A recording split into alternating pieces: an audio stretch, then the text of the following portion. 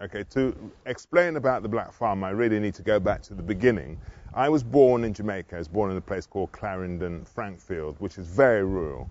So if you went there today, you'd see quite a lot of subsistence farmers actually working the land.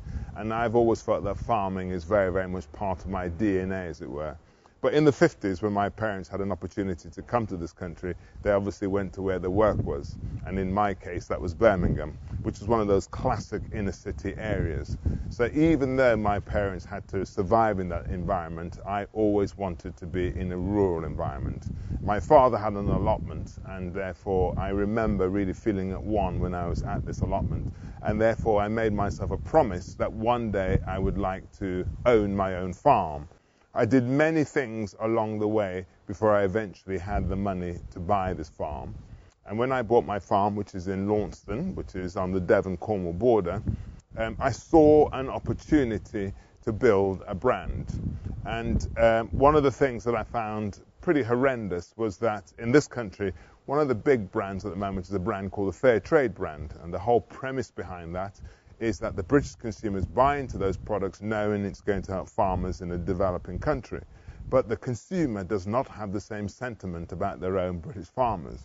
And I felt that there was a massive disconnect between British consumers and British farming, and that's where I saw an opportunity. So I decided I was going to develop a range of products, very, very British, that was very much in support of British farming, but to give the brand an edge that was really going to get people to notice.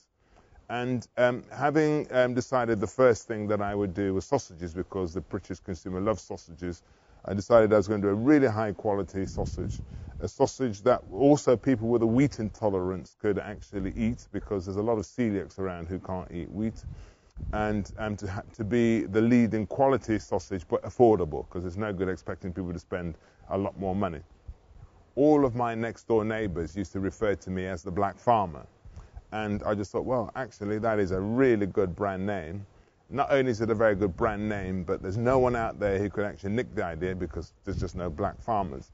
And it also has something which is essential when you're actually launching a brand or trying to create a brand name. It has jeopardy.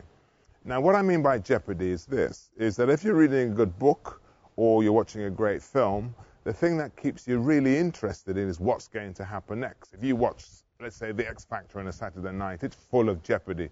Will he make it? Won't she make it? Etc., etc. That's what really draws the consumer in. The key things that you need to be successful is that you need absolute focus. Now, if you look at any successful athlete, any successful businessman, you'll notice they have something in common with this ruthless focus.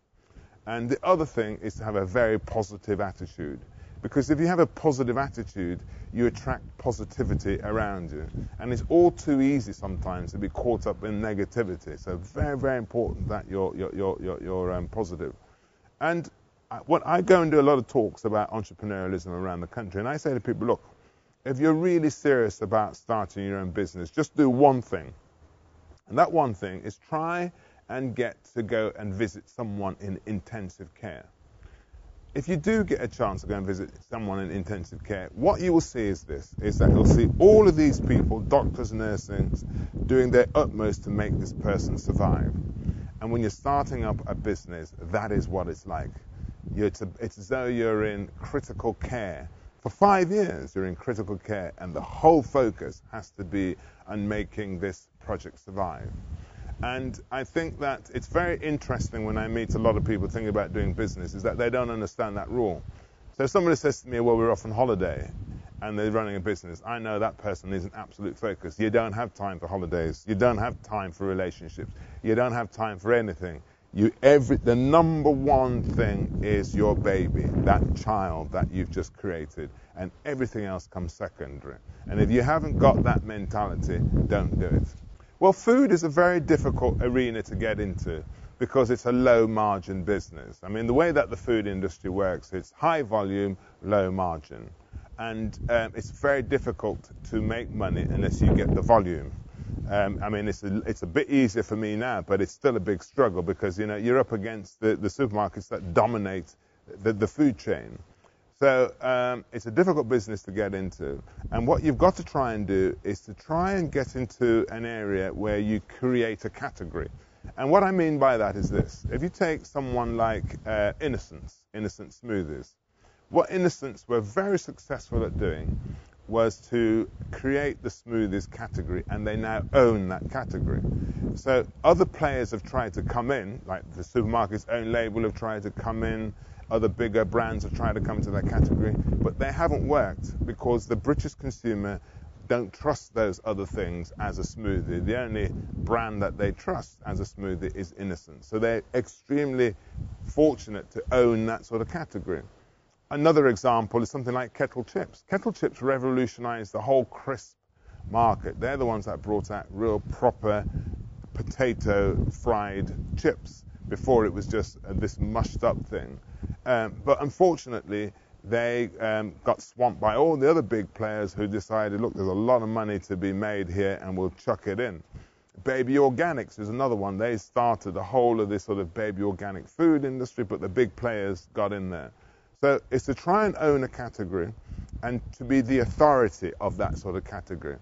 It's very difficult going in and making money in existing categories. So it's looking at food habits, food styles, food opportunities, and see whether you could create a product in there rather than going into an existing category, because it's crowded and you'll find it extremely difficult to make money there. I mean, the Black Farmer brand is now 6 years old. We are now the second largest sausage brand, the second largest premium sausage brand in the market, and we're very privileged about that. And we do bacon, we do sausages, we do chicken, we do sauces, and we also do cheese. What I've recently done, and I did it this week, is that I just launched the Black Farmer clothing range, because I've always been interested in clothing. So I've started my own rural urban wear. So you'll see, for example, this is one of my designs. So I think the Black Farmer brand is lucky that it has quite good brand stretch. There's many things that we could do and still be seen to be truthful to that brand. So that's what we're doing at the moment, is launching this clothes brand. And my objective is always to be international, is to take the brand to countries like Canada, America, Australia, South Africa, etc.